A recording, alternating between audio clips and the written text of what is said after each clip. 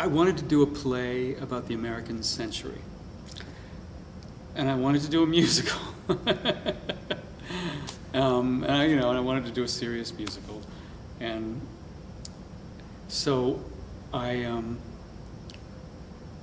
gosh, it's one of those. It just sort of hit me, I had done about 30 years ago. I had done a production of The Seagull in New York. I played Connie, well, in The Seagull, he's a poet. He's a turn of the century poet trying to find new forms, and for that link to my past kind of hooked me up with where I might situate it in the 20th century.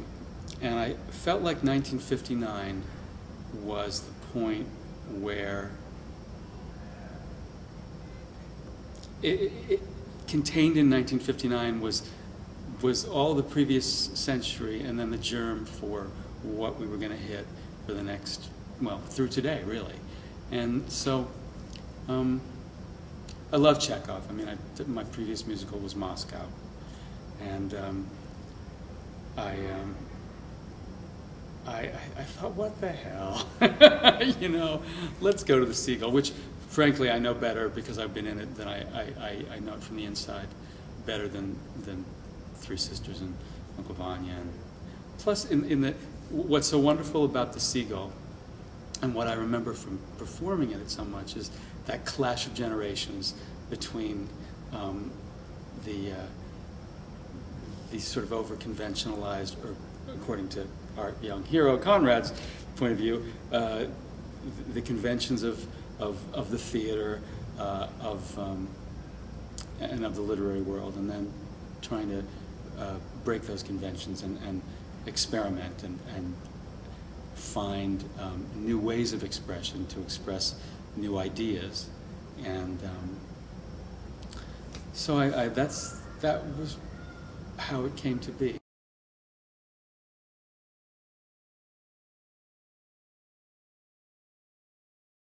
This is my third collaboration with Maury McIntyre, and the first collaboration was for a play that was not initially supposed to be a musical. It was a play that Jessica Kubzansky, our director, was directing, and she felt very, very wisely that we needed, because it took place 90% of the time in someone's head, we needed fantastical elements because this person was spinning out of control. And so Maury, essentially, in this really small stage, played the entire score that he wrote, like in essentially a closet.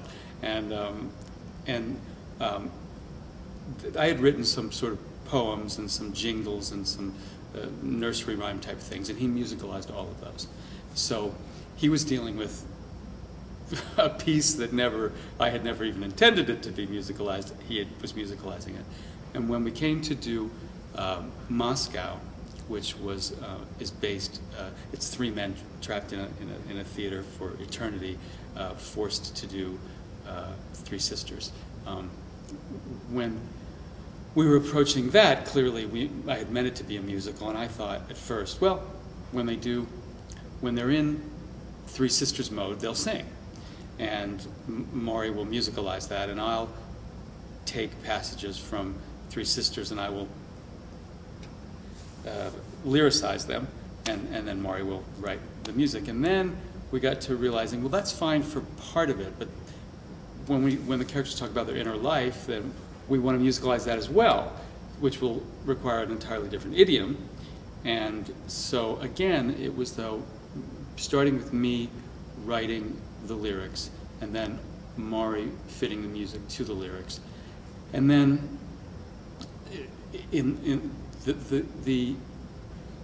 with GULLS, it was similar in that the lyrics did come first, but because Maury and I have worked together so much now, there's always a massaging of the lyric. I tend to write big ideas and try to be and try to distill those ideas into really specific things that actors can chew on. And then Maury comes up with a melodic line that fits, but then we're always going back and working, really taking words out, paring words away, trying to simplify and make more elegant the lyric line to fit the music better. But in our next project, I promised Maury we're going to start with musical motifs and then work lyrics on them, and we're going to discuss melodic line before lyrics are ever written. But that was not the case in this, partly because of the source material, I